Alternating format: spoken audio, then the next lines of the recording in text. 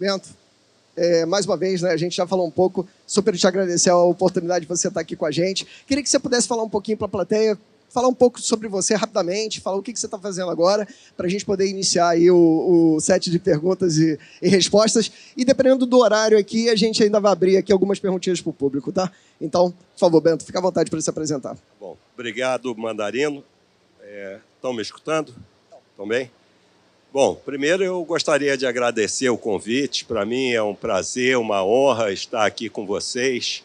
Eu não tive oportunidade, por questões de agenda, de participar dos anteriores, né, Rio Innovation Week, mas eu considero assim um evento de suma importância. Tive a oportunidade de circular um pouco por aí, fiquei super impressionado. Mas o que mais me impressionou foi a energia, vamos assim dizer, das pessoas que eu encontrei aqui, como você, Mandarino, né, que contagia a gente pela importância que esse evento tem para todos nós, para o Rio de Janeiro, para o Brasil, e eu fico, sinceramente, muito orgulhoso de estar aqui dividindo esse espaço com vocês. Bom, eu fui ministro de Minas e Energia, de janeiro de 2019 a maio de 2022. E a minha origem é a Marinha. Eu sou oficial de Marinha e passei minha carreira toda na Marinha, e o meu vínculo com energia até então era nuclear, porque eu fui diretor-geral de desenvolvimento nuclear e tecnológico da Marinha por alguns anos, quando eu fui convidado para assumir o Ministério de Minas e Energia. Bom, o que eu faço hoje? Continuo vinculado ao setor de energia e mineração, e fico muito feliz, porque eu tenho tido oportunidade de continuar aprendendo, compartilhando as minhas experiências, a visão que eu tenho sobre esses setores, energia e mineração, vitais para qualquer país, e particularmente para um país continental como o nosso, que é o Brasil, que tem assim uma diversidade de recursos, diversidade e abundância de recursos minerais, que nós temos que saber explorá-los em benefício do nosso país, da nossa sociedade. Perfeito, legal, Bento. É interessante isso que você comentou, porque só colocando, talvez botando mais um setor ali para a gente falar, talvez a importância que o setor de energia e mineração que você citou, mas o agro também, né? É um outro setor crítico, né, e fundamental para o país. A gente está falando hoje, pessoal, de 50% do PIB brasileiro está contido nesses três setores, tá? Para vocês entenderem qual é a relevância, né, que o Bento, né, apresentou aqui para a gente, né, dentro desse contexto.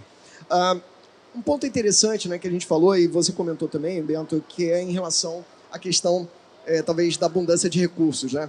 A gente fala, né, que às vezes quando a gente tem muito é difícil a gente priorizar, né, e aí colocar isso. Se você pudesse falar para a gente um pouquinho do que você vê hoje, né, de tendências que você pudesse destacar para a gente dentro do setor de energia, talvez desafios e oportunidades, né, principais que você hoje enxerga isso, e talvez um caminho, né, se a gente pudesse colocar aqui, dentro dessa profusão, né, de fontes que o Brasil tem, talvez você pudesse destacar talvez duas que a gente pudesse talvez colocar aqui, que vai talvez permear aí o caminho nosso do dia de hoje. Bom, as oportunidades são inúmeras, né? Não só para o Brasil, mas para outros tantos países. Mas para o Brasil em particular, como eu disse, você agora enfatizou, nós temos uma diversidade muito grande de fontes de energia, né? E temos minerais também em abundância. Isso é muito positivo, isso abre um leque de oportunidades nesse momento em que, no mundo, só se fala em transição energética. Transição energética essa que eu costumo dizer que aqui no nosso país, ela começou há 50 anos atrás, na década de 70 do século passado, né? Tem muita gente aqui que nem era nascido ainda. Mas aquilo ali... Eu não era, não. Quase, né? Quase. Tava pensando ali, né? Eu brinco que eu comemorei a Copa de 70 na barriga da minha mãe, né? Eu falo isso, né? Para o pessoal, não entreguei minha idade não, hein, pessoal? Bom, eu já tive o privilégio de assistir a Copa de 70, né? Mas essa característica do nosso país permitiu que na década de 70 nós começássemos uma transição energética. Mas por quê? Nós queríamos fazer uma transição energética? Não. Foi necessidade. Foi por questões de segurança energética. No início da década de 70, teve o primeiro choque do petróleo. E naquela oportunidade, o nosso país tinha uma dependência de 90% do petróleo. Então, nós íamos permanecer nessa dependência. Imagina a nossa economia, como ela iria ser afetada ao longo do tempo. Então, ali nós iniciamos, por exemplo, um programa de biocombustíveis, né, o famoso Proálcool, né, e que hoje a gente vê a importância que os biocombustíveis têm para a nossa economia e para de outros países. Nós iniciamos ali a construção de grandes hidrelétricas. Foi nessa época que nós iniciamos o projeto de Itaipu, que 10 anos depois já estava em operação e que foi responsável, hoje é responsável por 10% da energia elétrica consumida no Brasil, mas ela já foi muito mais.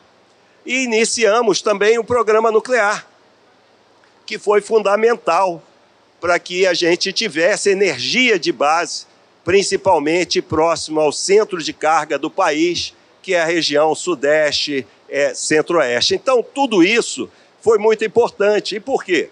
Por questão de segurança energética, por questão de resiliência energética e também sustentabilidade. Então, hoje, nós somos uma referência para o mundo em termos de matriz energética e, particularmente, em termos de matriz elétrica. Ou seja, as oportunidades são, assim, imensas. E quando você me pergunta qual seria uma ou duas, qual seria, não existe rota única.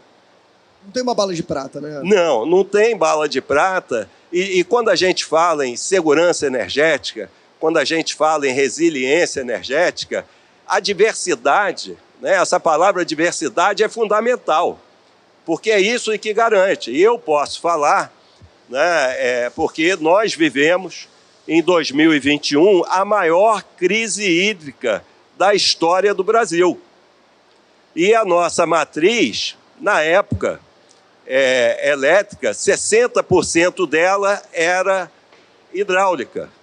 E se nós não tivéssemos uma matriz diversificada, nós teríamos tido racionamento de energia, nós teríamos tido aquilo que se chama de apagão, mas por conta da diversidade da nossa matriz e também por toda a capacidade técnica e tecnológica que foi desenvolvida pelo país nos últimos anos, nós passamos por essa crise sem afetar a nossa economia, sem afetar o dia a dia dos nossos cidadãos.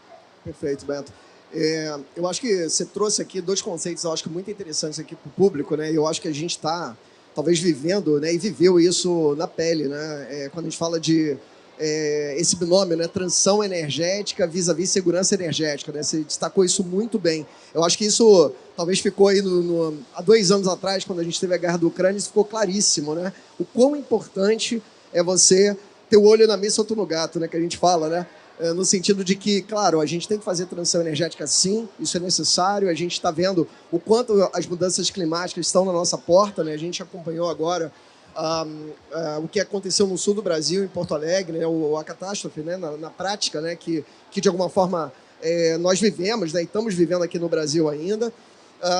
Mas, por outro lado, a gente tem uma questão da segurança energética crítica, né, para esse processo. E isso, eu digo que a gente não faz em 1 ano, em 2 anos, a gente faz em décadas, né? A tomada de decisão estratégica, ela impacta esse processo. Eu acho que você destacou isso muito bem.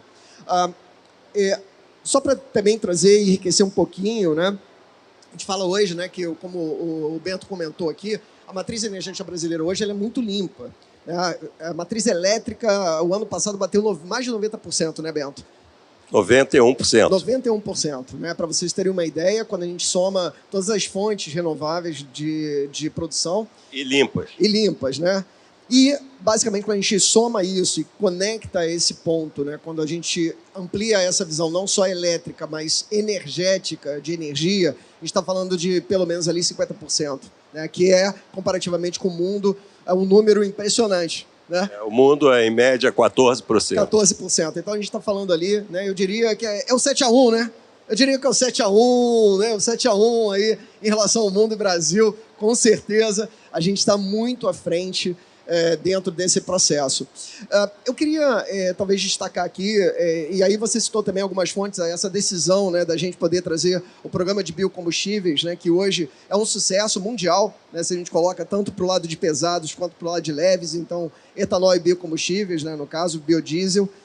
Você comentou do programa nuclear, eu acho que isso é um ponto muito interessante, a gente tem hoje um debate bastante intenso sobre, talvez nem tecnológico, né, Bento? Eu queria que você pudesse falar um pouquinho isso, porque isso é algo que eu acho que para o público é muito relevante. Como é que você vê hoje o programa, né, mundial, né, quando a gente fala do programa nuclear? Eu tenho acompanhado um pouco algumas inovações nessa área, principalmente pequenas centrais nucleares. Eu acho que pode, para algumas aplicações, isso pode fazer muito sentido, né, de você poder trazer esse tipo, né, de recurso, que a fonte nuclear talvez seja a fonte mais compacta ou condensada de energia que a gente pode ter, né, em relação ao custo-benefício. Queria que você pudesse falar um pouquinho também o que você tem visto, não só no Brasil, obviamente, mas no mundo também, esse debate, né, com relação ao uso da energia nuclear. Eu acho que isso é um ponto interessante. A gente, às vezes, fala pouco sobre isso, né, porque tem um tabu, talvez, ético, muito mais do que tecnológico. Eu queria que você pudesse falar um pouquinho sobre isso. Tá, obrigado. Esse é um ponto que está em discussão no mundo e que agora está se tornando mais na ordem do dia do nosso país também. O nosso país, ele é um país considerado nuclear. Ele é um dos países fundadores da Agência Internacional de Energia Atômica, que isso foi criado há 70 anos atrás.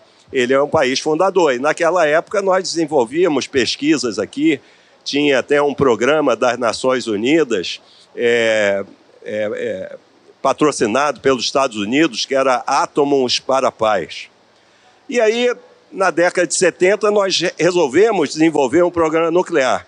Por que nós resolvemos desenvolver um programa nuclear aqui no país? Pelas próprias características do país. Primeiro, pelo desenvolvimento tecnológico. Como eu falei aqui, o Brasil estava envolvido com a energia nuclear desde a década de 50 do século passado.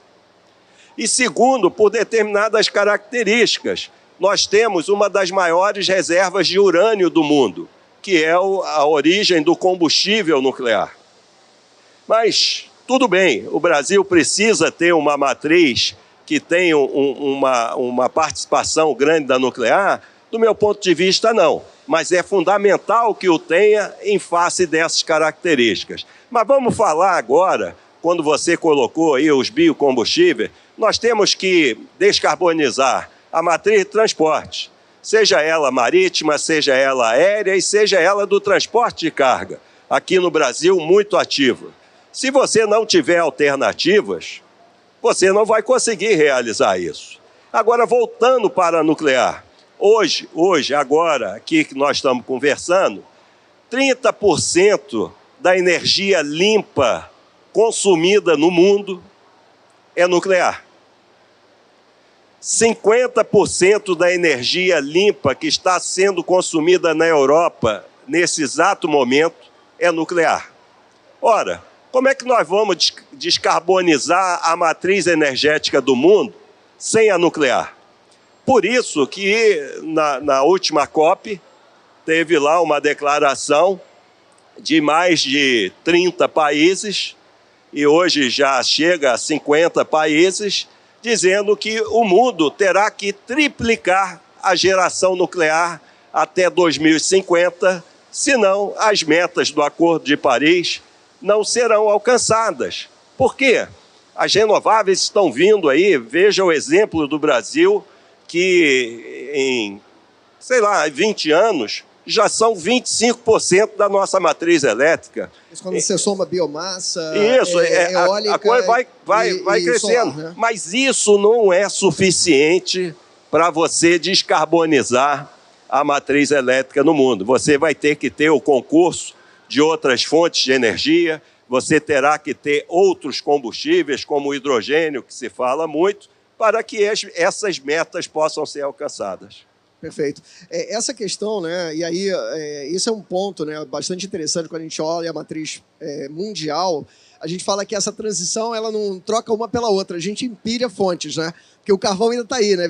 Mais de 20%, 25% da geração ainda no mundo é a carvão, né? Se a gente colocar. Então, assim, basicamente, claro que isso tudo está caminhando. Eu acho que as tecnologias, a gente vai ter no dia 15 aqui, Bento, um debate bastante intenso sobre novas tecnologias, né, que estão caminhando para isso, porque pode ser que a gente conjugue e o baixo carbono ele venha de tecnologias que vão retirar, vamos dizer assim, esse carbono que está sendo emitido pelas próprias fontes fósseis ou as fontes com carbono, né? Então, acho que isso também, hoje no mundo, como você falou, não tem uma bala de prata, né? A gente não tem uma solução única. Eu acho que vão ser várias soluções conjugadas que vão mexer tanto no combustível na base, né, na energia na base, mas também nos processos pós-produção ou pós-geração que vão, de alguma forma, tentar ou buscar fixar esse processo, né? Como é que você vê, né, dentro disso? Eu acho que tinha um debate até então bastante acalorado, né, quando a gente fala dentro da COP que você citou, a questão dos países industrializados e os países em desenvolvimento. Porque a gente tem essas metas, né, são metas que são colocadas e que, de alguma forma, os países, né, desenvolvidos agora, de alguma forma, utilizaram as fontes fósseis como a base primária desse processo de industrialização, né? Desde eu diria ali da Revolução Industrial, isso vem acontecendo e, de alguma forma, o Brasil vem aí, né, a partir aí dos últimos, talvez, 80, 70 anos, passado por esse processo de industrialização. Como é que você vê isso hoje, né? Esse debate mais profundo, quando a gente pega países de desenvolvimento, a África, o continente africano, que ainda tem muito para ser desenvolvido. Como é que você vê isso também? Eu acho que esse é um grande debate hoje que está em pauta também, de como é que os países vão encarar isso e que tipo de metas, né, estão sendo impostas para cada um. Bom, excelente os seus comentários, né, e a provocação, eu assim diria. Primeiro, né, aproveitando essa ideia que você colocou, que não substitui uma fonte pela outra. Eu tenho usado a expressão evolução energética, porque, na realidade, as fontes elas vão tendo outras aplicações, vão se tornando cada vez menos poluentes. Isso a gente vê na própria exploração de petróleo, no próprio uso do carvão. Então, nós estamos num processo de evolução energética. Agora, como é que o mundo vai, né, alcançar as suas metas? Primeiro, o mundo tem que entender que estamos todos no mesmo barco. Não adianta o Brasil ter uma matriz limpa, uma matriz renovável, se outros países não têm, porque a nossa atmosfera é única, não importa onde você se encontre. E eu acho que um ponto fundamental, que pouco tem se discutido, mas isso está se tornando cada vez mais frequente e com um pouco mais de ênfase, é que eu acho que a prioridade, talvez, número 1, é combater a pobreza energética, que nós temos aqui no Brasil, em determinadas regiões, região norte, região nordeste, onde há uma maior concentração, mas quando nós vamos para outros continentes, como a África, a pobreza energética é muito maior.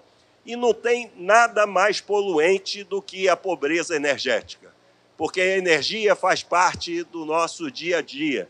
E nós vamos ter que gerar essa energia para cozinhar, para aquecer uma água. Assim foi desde os primórdios da humanidade.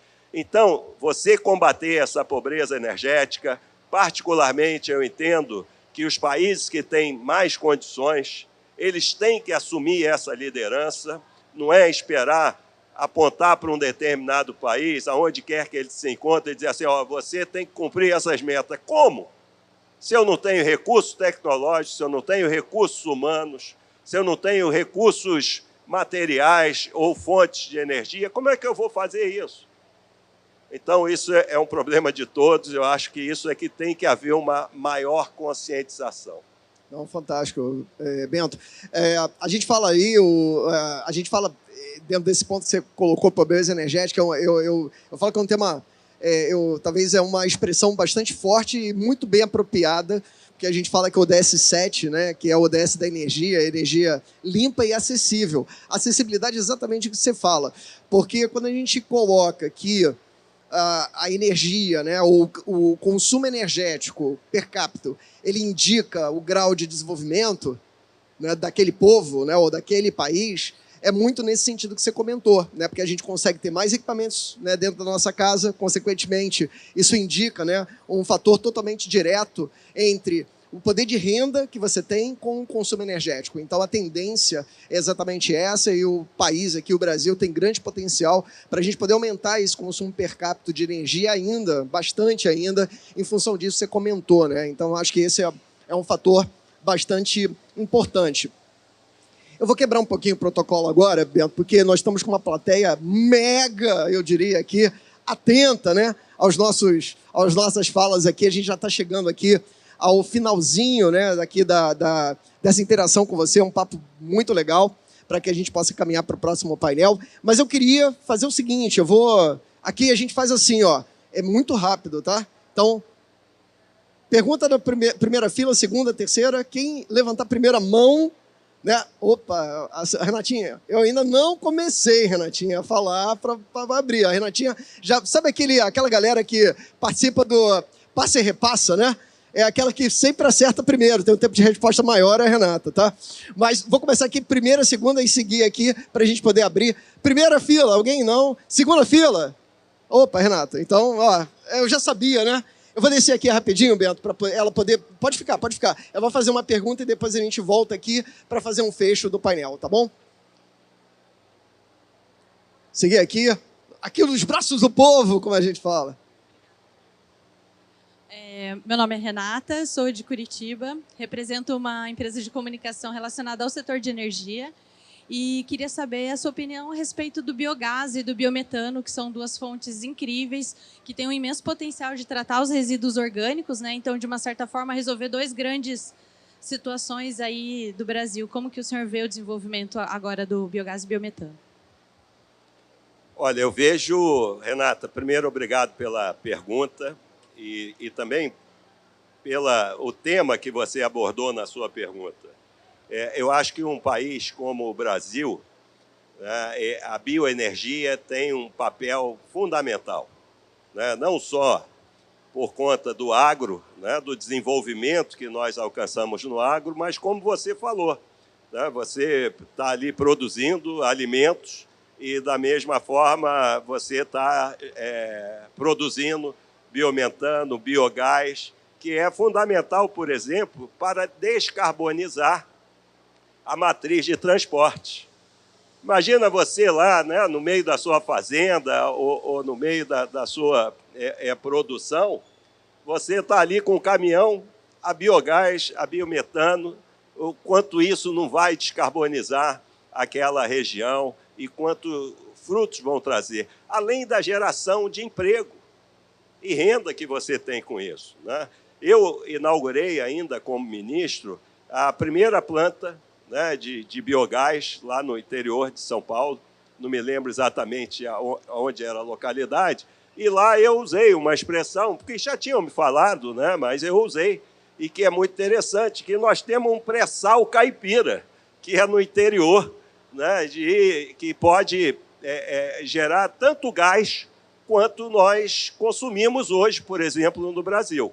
Isso é fundamental. E o gás, seja ele o biogás ou o próprio gás natural, eles terão um papel importantíssimo nesse processo de transição. Para você combater a pobreza energética, em vez de você cozinhar com lenha, você cozinhar com biogás. Então, isso aí vai ter um papel importante. E também, recentemente, poucos anos atrás, o Congresso Nacional aprovou a nova lei do gás, e essa lei ela iguala, né, o gás natural com o biogás, né? E isso é muito importante para que os incentivos, né, e todas as oportunidades sejam dadas por essas fontes. Eu entendo que um país rico como o nosso, em termos de recursos, eu costumo dizer que nada melhor para combater a pobreza do que gerando riqueza. E feliz do país como o nosso, que tem tantas riquezas a serem exploradas e serem transformadas em bens, empregos e renda para a nossa sociedade. Fantástico. Bento, queria primeiro, né, obviamente, agradecer a oportunidade, né, de você ter aceitado o nosso call, né, o nosso chamado aqui para estar com a gente.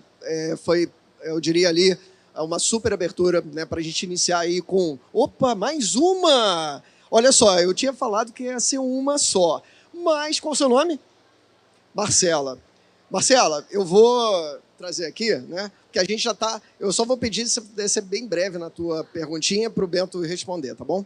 Eu vou seguir. Meu nome é Marcela, eu sou consultora de inovação e sustentabilidade e eu morava na Finlândia e eu passei pelo processo da guerra da Ucrânia. Então, esse negócio do gás foi muito evidente e lá hoje aumentou o índice de carbonização em vez de diminuir por causa da crise do gás. Então, a minha pergunta é por que o Brasil não vai para lá ensinar como é que fazer biogás?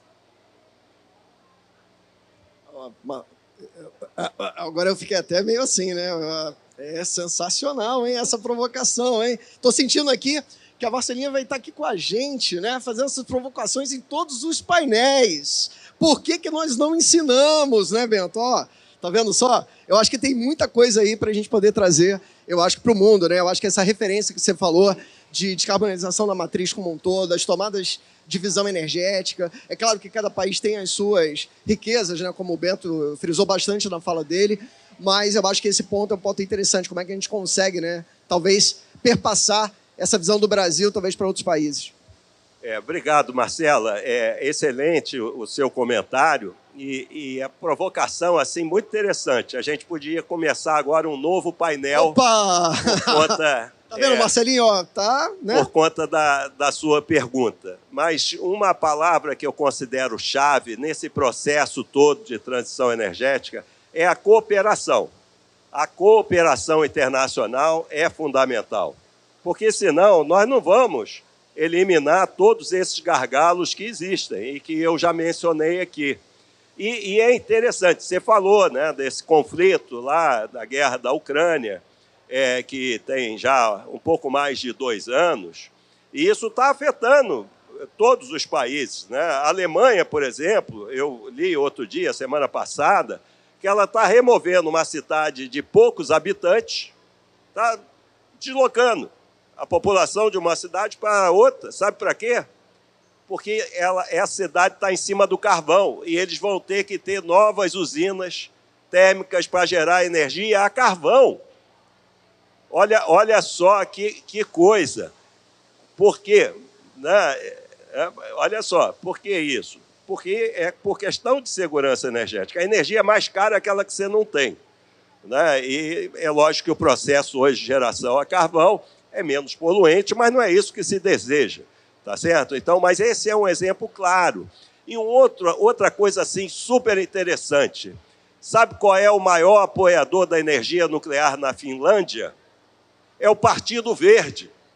Pode procurar lá que vocês vão ver. É o Partido Verde.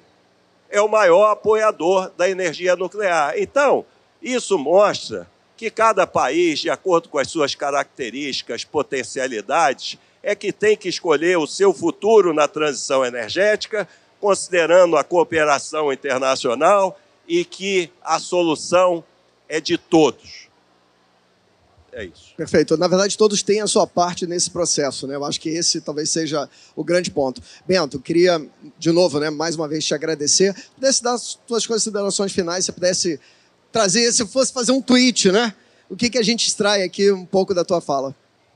Não, primeiro, Mandarino, eu gostaria de agradecer o convite.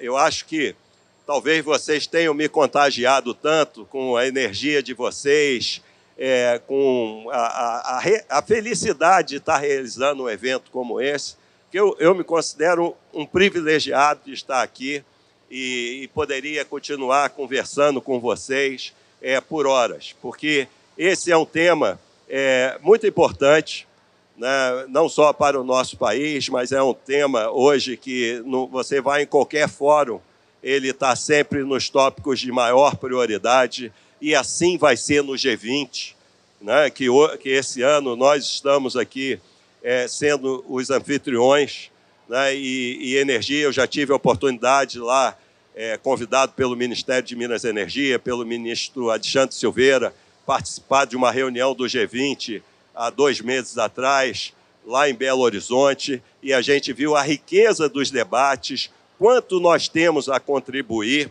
e cooperar com outros países. Então, eu desejo muito sucesso a vocês, parabéns pela organização, e se me convidarem de novo, eu volto. Pô, com certeza. Já tá, eu diria que já tem um carimbinho aqui, né? Já está carimbado, né? Check, como diria. Beto, mais uma vez, muito obrigado. Obrigado pela tua participação. E, pessoal, quem puder aqui estar com a gente, fiquem aqui. Nós vamos já seguir aqui o próximo painel. Já estamos com os 2 panelistas aqui preparados aqui. Eu não sei se vocês vão... A Iá vai estar aqui com vocês também, sentadinha aqui. Vai ser o 3º? Desafio? Desafio, tô sentindo aqui, né? Vamos seguir aqui, Bento, mais uma vez. Muito obrigado, hein? Salva de palmas, né, pessoal?